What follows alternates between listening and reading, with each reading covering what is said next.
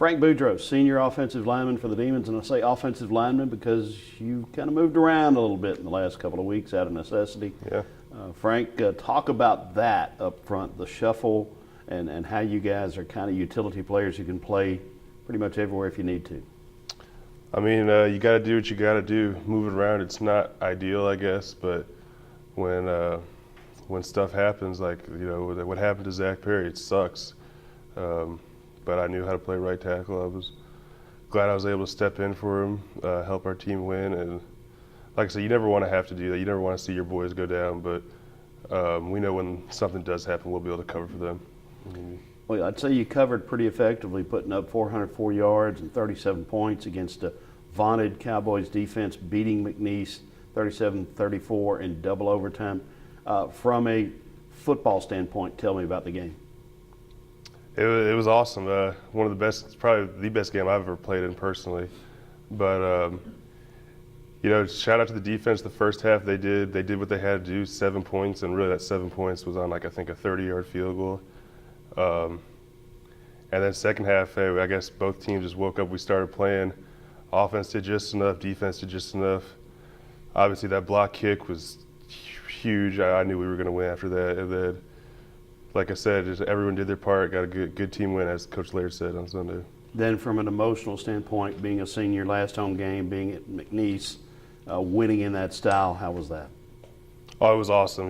Being here 5 years, staying for that extra year after graduating, it was like, it's been a good 5 years, but I hadn't really seen something that's like, okay, this is what I stayed for. This is what it's all about. And then finally, Saturday night, it was finally all there. It's like this is what you come back for. This is why you played. So it was awesome to finally feel that rewarding feeling on the last one.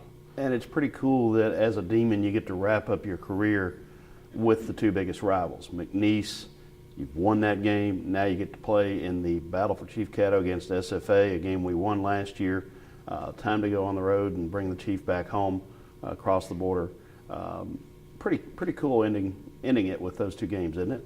Yeah, absolutely. I mean, those two rivalry games, there's no waking up for those. It's just, everyone's juiced, everyone's ready. We want to bring that Chief back. There's no better feeling than delivering the Chief back to the people in Natchitoches and what it means to this city, this community. So we definitely want to get that back. I know you haven't looked at tape probably much on SFA yet. It's early in the week, but you followed them. You're aware of them. You played them previously during your career. This is going to be quite a battle, no question, Thursday night over there. Yeah, absolutely. Regardless of what happens every year, you can throw the records out the window when it comes to SFA. Both teams are coming out hard. They want the Chief too, but I think they've lost some tough games, kind of like we have, and so it's going to be fun. It's going to be a battle. Now it's upon you. You're the last college football game. Can you put into words the emotions you're going to be feeling and how you feel right now going into it? Personally, right now, I feel proud, I guess, that I lasted this long. I never came in. I never thought I'd be. I came in freshman camp thinking I was like, okay, well, I'm lucky I got a scholarship. I'll never see the field here. And then, played a little bit my second year. Then 30 starts later. So I'm proud of that. And then last game, it really flew by. I remember going to play Baylor 2016, beating Tech 2014, all that stuff. So it's been fun. It's been a wild ride, and I think I'm at peace with it now. But we'll see what happens Saturday. Two closing questions. Are you going to lobby for the guard around or the tackle eligible? Absolutely. Yeah, 100%. Okay, we're rooting for you there. Yeah. And also, 2019, can Chris Zirkle survive here without you? Yeah, Zirkle will be fine. Well, I'll check in with him every once in a while for correspondence, but he'll be just fine. That puts me at ease. I appreciate that. Yeah. Thanks, Frank. Yeah, appreciate it.